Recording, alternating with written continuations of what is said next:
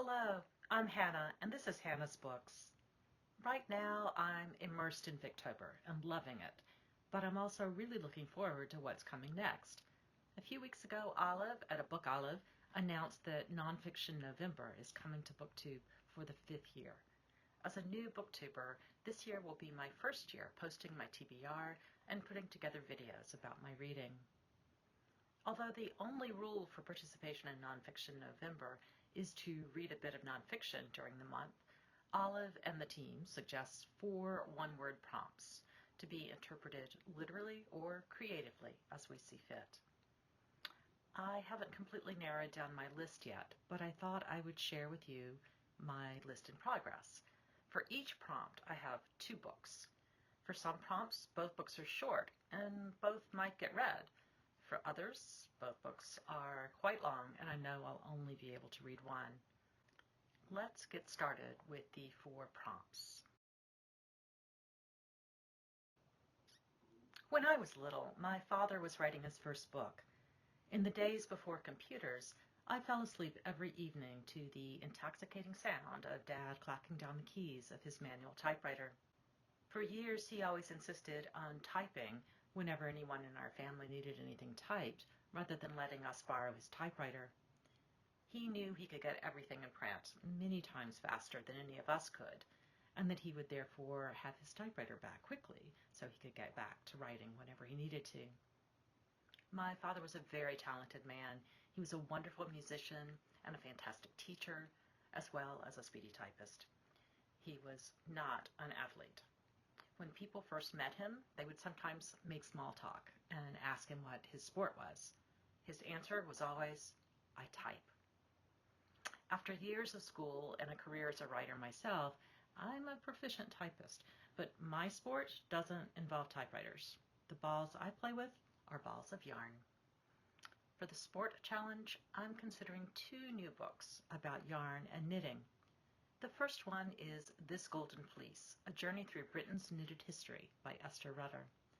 The author traces the history of the development of wool and knitting throughout the British Isles, considering everything from sheep farmers and shearers to spinneries to market towns where processed wool was sold.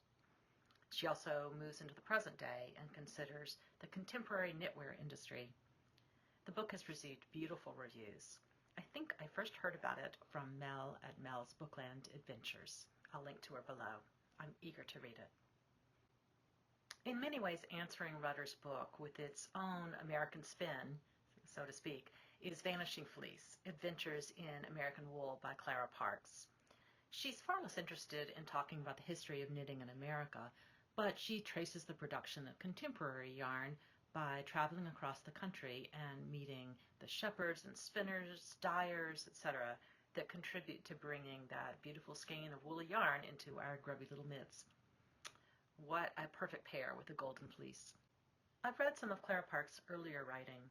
She has a way of expressing her enthusiasm about her topic in a straightforward and also thoughtful style. I would love to read both these books together if I can find the time. Okay. On to the second prompt word.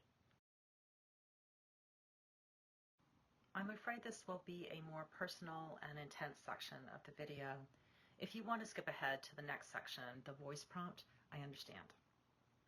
It is true that for my family, the last 2 years have been full of going to doctor's appointments, waiting in hospitals for loved ones to come out of long surgeries, attending chemotherapy and radiation sessions, contemplating mortality, and trying to complete legal and financial paperwork which will be helpful to those who live on. I don't intend to talk about these health issues much on this channel. Booktube is a place where I hope to find a bit of escape, but I'm quite open about what's happening on my personal Facebook. If for any reason you want to talk about any of this with me more, especially if you're going through similar things, please feel free to contact me through one of the means listed below in the description box. 2 years ago, I was diagnosed with an aggressive form of breast cancer. Treatment was long and exhausting, so tiring that I basically didn't read for a year. The exhaustion from treatment was compounded by my fear of what the future might hold. But last year, On the one-year anniversary of my double mastectomy, I received the news that I was a complete nerd. You thought you already knew that. Well, here it means I'm a person who had no evidence of residual disease. Doctors often shy away from the language of remission in cases of aggressive cancer, but being nerd is wonderful news. And now that another year of clean examinations have passed, I am 2 years nerd, and I'm embracing the term in all ways. A week after I received the good one-year nerd news, my husband was diagnosed with glioblastoma, a terminal brain tumor, the same kind of tumor that killed Senator John McCain that same week. The prognosis for glioblastoma is very short, often given as 14 months. My husband is now, as he has said, on the other side of that statistical curve. He has now lived more than 14 months since his diagnosis, and he's doing very well, still able to work full-time at an intellectually challenging job, take long walks, and talk about books with me. We are so grateful to have this time together this year when he's doing well, and I hope we will for as long as we can. But I know that even long-term survivors of glioblastoma with the genetic markers of his tumor don't live for nearly as many years as we've always hoped to have together. So, to be true, I have 2 books addressing the experiences of diseases that my spouse and I have been facing. The first is Flat, Reclaiming My Body from Breast Cancer by Catherine Guthrie. When they have mastectomies, many women undergo more extensive surgery to have breast reconstruction, surgery that allows women to, quote, look normal when wearing clothing, but which doesn't return normal sensation. Women who decide to forego the extra surgery often choose to wear falsies, as my grandmother used to say, or foobs, as they are sometimes called now, padding in one's bra intended to visually replace missing tissue. Some of us have made another choice, to live openly as people with flat chests. I myself live flat, and although I was really chesty before surgery, I've been kind of amazed at how few people seem to notice that my body's changed. Honestly, this is one of the advantages to being a middle-aged woman. In addition, I found that if I wear loose, dark-colored clothing, it's even easier to fly under the radar. But sometimes I flaunt it. Once, when wearing this t-shirt or another shirt that made my unconventional shape fairly obvious, the young, non-binary server at my local cafe said to me, "I hope this isn't too personal, but you are really flat-chested. What kind of binder do you use?" I laughed and told them that I'd had a double mastectomy. They were really apologetic, but I felt like I had found a certain kind of sibling. Although I strongly identify as a woman, and in fact, breast cancer and the need for a mastectomy just increased that identity, if anything, I'm fascinated by the ways this choice to be flat fits in with the understanding that gender expression doesn't have to fit strict norms, which vary across time and place anyway, either visually or socially. Well, that's a very long personal introduction to Guthrie's book, Flat. The author tells her story of medical mistakes and complications first, but the heart of the book is her experiences after choosing to forego reconstruction, as she comes to terms with the fact that, despite what we usually grow up assuming, breasts are not essential to femininity, nor are they required for a woman to be complete and whole. I'm eager to read this book, especially because I've never known another woman in real life who chose to live flat. I understand why many women don't choose to be flat, and I honor their decisions, especially when the decisions are made in a moment where everything feels so fraught. Still, for me, choosing to live flat seemed such an easy and honest choice to make, and I'm glad that option is getting some attention as another reasonable choice, one which should also be honored by doctors and by our culture at large. The second book that I think I would like to read for this category is Marion Coote's memoir, The Iceberg. The author's husband, a 53-year-old art critic whose life and career has centered around words, is diagnosed with a brain tumor affecting his speech center. Over the 18-month course of his illness, she watches him lose his ability to write and to speak, right at the moment when their toddler son is learning to use his own voice. The New York Times calls the book impossibly gorgeous, and instead of trying to talk, let me read a paragraph of another summation. The Iceberg is an unflinching, honest exploration of staring death in the face, finding solace in strange places, finding beauty and even joy in the experience of dying. Written with extraordinary narrative force and power, it's almost shocking in its rawness. Nothing is kept from the reader. The fury, the occasional spells of selfishness, the indignity of being trapped in a hopeless situation. It's a story of pain and sadness, but also an uplifting and life-affirming tale of great fortitude, courage, determination, and above all, love.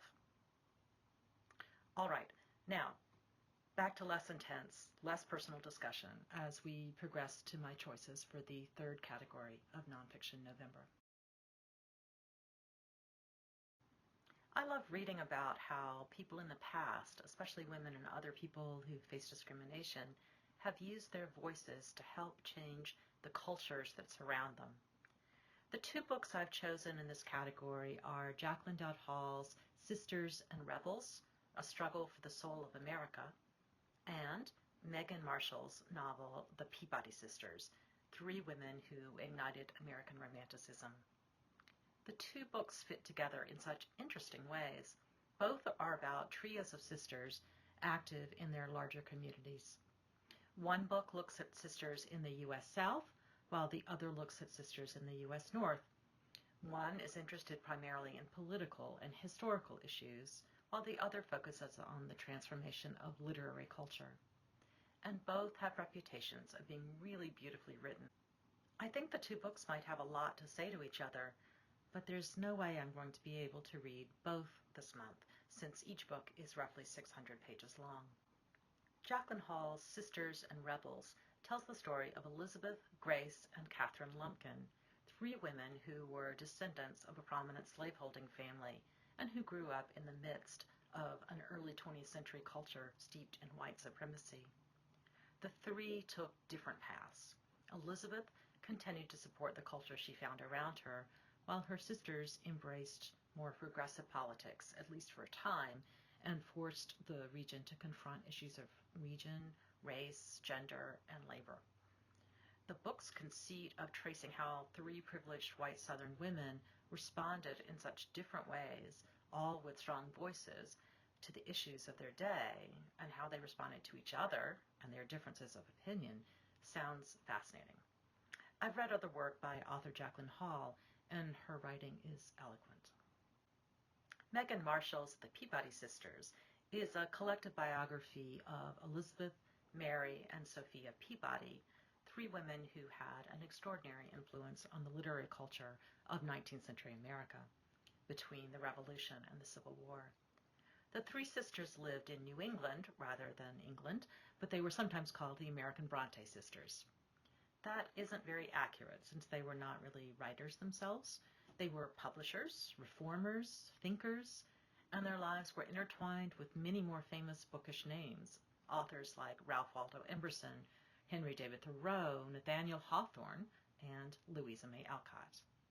That latter connection is one of the things that might push this book above Hall's Sisters and Rebels, but more about that when I discuss the next prompt for Nonfiction November. As I consider how to design my reading plan for the read-along All Things Alcott, I thought it would be useful to get more of a lay of the land by reading books that will help me learn more about Louisa May Alcott herself and her family and community, as well as learn more about the writing of her novel, Little Women, and its reception over the years since its initial publication. I'll link below in the description box to both the All Things Alcott read-along in December, as well as the year-long read of much of the rest of Alcott's novels, which will use the hashtag LouisaMay2020. I want to start with the first book suggested for Louisa May 2020, John Madison's biography, Eden's Outcast, the story of Louisa May Alcott and her father. Like Marshall's book about the Peabody Sisters, this book tracks much of the intellectual context of 19th century New England.